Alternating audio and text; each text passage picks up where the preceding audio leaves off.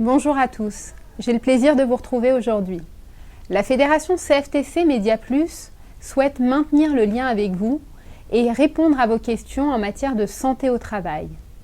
Face à une hausse des arrêts maladie de longue durée, des troubles psychosociaux et des burn-out, il est indispensable d'agir pour améliorer nos conditions de travail.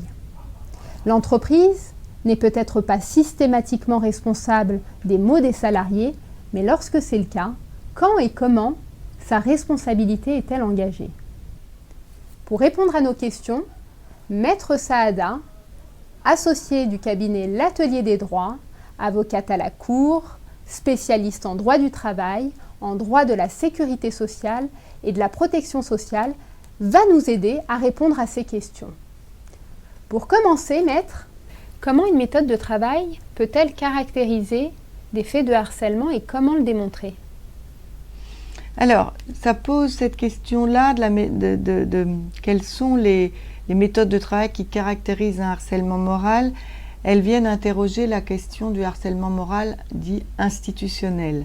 Alors, on sait que depuis 2009, la Chambre sociale de la Cour de cassation nous dit que peut constituer un harcèlement moral des méthodes de gestion, qui sont des méthodes d'hypersurveillance des salariés, par exemple, volume sonore dans la manière de s'adresser aux salariés, si le hurlement, l'aboiement est quelque chose de normal, mais aussi le plan d'action, et je refais référence à l'affaire France Télécom, où là, on a une entreprise dont la politique a été finalement taxée de représenter un harcèlement, de constituer un harcèlement moral. En gros, quand les dirigeants de France Télécom se réunissent et décident qu'il va falloir faire partir 22 000 personnes sans procéder à un plan social, eh bien c'est la politique de l'entreprise tout entière, les mobilités forcées, etc., qui va constituer un harcèlement moral. Après, vous avez beaucoup de littérature maintenant sur qu'est-ce qui peut constituer, quels sont les agissements qui constituent un harcèlement moral. Alors, il faut toujours avoir en tête que il ne faut pas prendre les choses de manière isolée. La Cour de cassation le dit, elle dit, pour savoir s'il y a un harcèlement, on ne prend pas chaque fait tout seul. Parce que chaque fait isolé peut paraître parfaitement anodin. Mais c'est l'ensemble des faits qui va constituer. Alors, qu'est-ce que ça peut être? On le sait, c'est le détournement du pouvoir de direction. C'est-à-dire, j'utilise mon pouvoir de direction de manière malfaisante, en donnant ordres et contre-ordres, en utilisant abusivement le pouvoir disciplinaire, en surveillant et en organisant un contrôle tatillon qui n'a pas lieu d'être, en demandant sans cesse des rapports d'activité, en n'utilisant pas le travail fait par le salarié, en ne convoquant pas à des réunions auxquelles vous devriez être convoqué.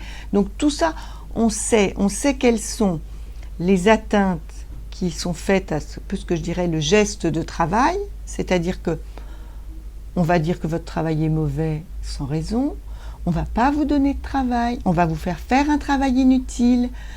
Bref, tout ça, c'est l'atteinte de votre travail. On va atteindre votre personne aussi, c'est-à-dire que on va faire des remarques sur votre physique, sur votre voix, sur votre coiffure, sur vos vêtements, sur votre vie privée. Tout ça existe aussi. On va également vous mettre souvent en difficulté financière. On ne va pas vous payer la prime que vous attendez. Il va y avoir une erreur sur votre bulletin de salaire. Ça arrive très souvent lorsque les gens sont en arrêt de travail. Vous n'avez pas imaginé, alors là, tous les logiciels de paye se mettent à dysfonctionner tous azimuts et on organise ainsi l'assèchement financier de la personne pour obtenir sa reddition en réalité. Donc, tout ça, on sait, on est confusément, on a une bonne vision de quelque chose qui est juste ou de quelque chose qui n'est pas juste, quelque chose qui est loyal ou qui n'est pas loyal. Voilà. Une mauvaise organisation de travail peut-elle engendrer des facteurs de risque physiques et psychologiques des salariés ? Une mauvaise organisation du travail est toujours prédictive de difficultés de santé pour les salariés.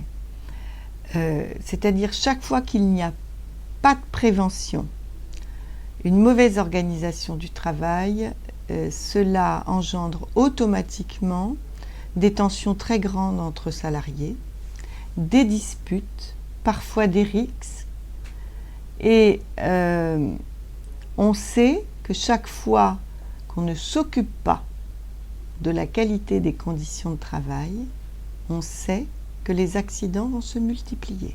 C'est prédictif. C'est un peu comme quand on dit que si on roule tous à 150 sur l'autoroute, il va y avoir des morts. On ne sait pas combien, on ne sait pas qui, mais il y en aura. C'est pareil dans l'entreprise. Face à un employeur qui ne met aucune action corrective en place, comment les salariés peuvent-ils faire valoir la faute inexcusable de l'employeur en raison de l'organisation ? Alors déjà, la faute inexcusable, c'est quelque chose qui se passe devant ce qu'on appelait autrefois le tribunal des affaires de sécurité sociale, qui n'existe plus, qui a disparu par une réforme de 2019, enfin applicable récemment. C'est maintenant le pôle social du tribunal judiciaire, donc ça se passe au tribunal de grande instance.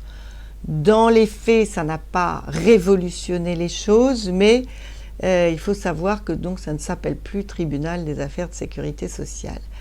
Ce tribunal, il est saisi lorsque, à la suite d'un accident du travail ou d'une maladie professionnelle, le salarié considère qu'en réalité, l'accident du travail ou la maladie professionnelle est arrivé par la faute inexcusable de son employeur.